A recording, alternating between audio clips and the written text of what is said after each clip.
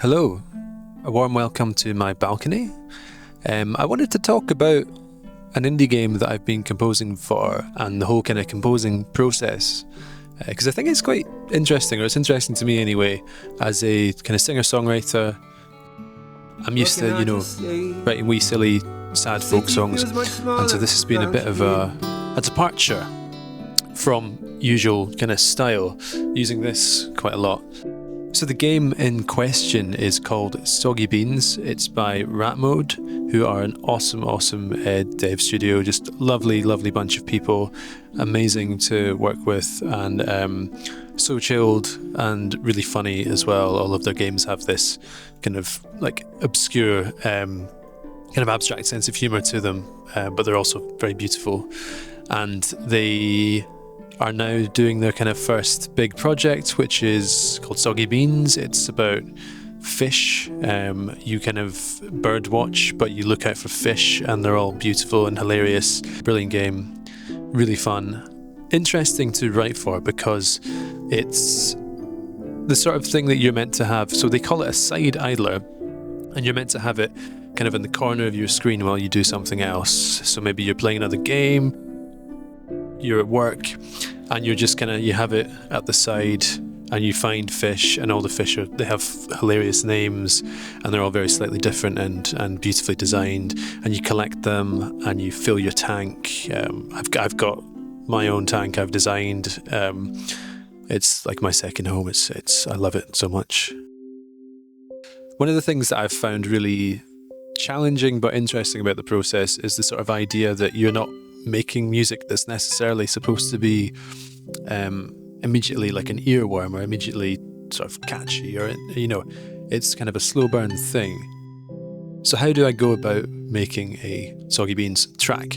Well, I start with my Soggy Beans palette, which was developed we had a range of different tracks that I kicked off with, which were kind of from different genres. We had everything from kind of jazz to almost like Simpsons hit and run style, sort of silly orchestral music, to at one point we even had like a reggae track for some reason that was in the running. And then we whittled it down to a sort of folky, more chill ambient sound, which I think works really well.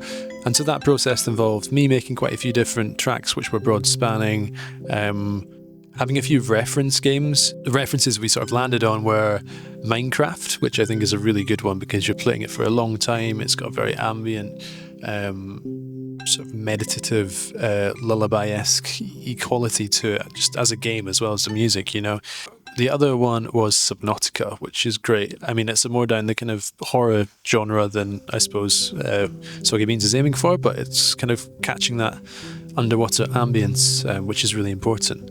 So that was super useful. But when I'm actually making a track, I will use my palette, which is a number of instruments that I've designed that I feel are kind of in the Soggy Beans vibe. I'll play them for you. This is definitely real. This is definitely plugged in. It's not like I'm just kind of mashing keys randomly with one hand. But we have cinematic piano. We have Soggy harp, which is a harp patch from a kind of orchestra kit. We have Soggy harmonic harp, which I love. I love the kind of harp harmonics coming in occasionally. We have Ghostly Synth, which is an interesting one. It's sort of a very wide ambient bed, which I use sometimes. We also have, what do we have? We have Playful organ, which is a good one. And we have maybe my favourite, which has to be used sparingly, but is quite a good little one, which is a toy piano kind of sound. And I usually add a little delay to that, and I think it's very Soggy Beans. And what I will do is I will start with my orchestra, which is great because it gives me a kind of limitation. I can only use one of those instruments that I've already picked for myself, and I think limitations are really useful for being productive creatively. So I'll start by kind of thinking of one of those instruments that maybe hasn't been represented so much in the other songs, and get a little melody line going with it.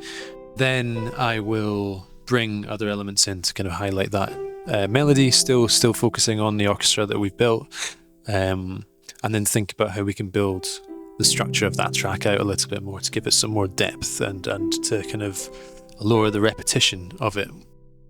Once I've done all that, then I might think to bring a sort of musical surprise element to that track, but it's really important that we've got the kind of anchor of the orchestra. Being able to just play the game as I'm writing is so useful, because I can be playing a wee pattern and I can be looking at the game and I can be thinking, this just isn't working, or this is really vibing, and then just go from there. So it's great. It's been great, and the team at Ratmode are so open to sort of, they let me play the game before the demo had released. They kind of let me into Unity, which is always quite dangerous. I wouldn't trust myself. I was terrified I was going to destroy the whole thing, but they let me in early days, even before the demo came out, and I was just smashing some Soggy Beans on and writing away, and that was amazing. It really means that you can actually develop, as the game is developing, you can be developing your art direction and the ambience and kind of complementing it, hopefully. So that's brilliant. Love the beans, but it's so much fun, and I can't wait to make more tracks. I love Soggy Beans. The Soggy Beans demo is available now. If you're looking for a fun as heck little side idler to play, I can only recommend this game, and you can play to your heart's content. The demo has no kind of restrictions and it's great fun. And of course, remember to add it to your wishlist on Steam.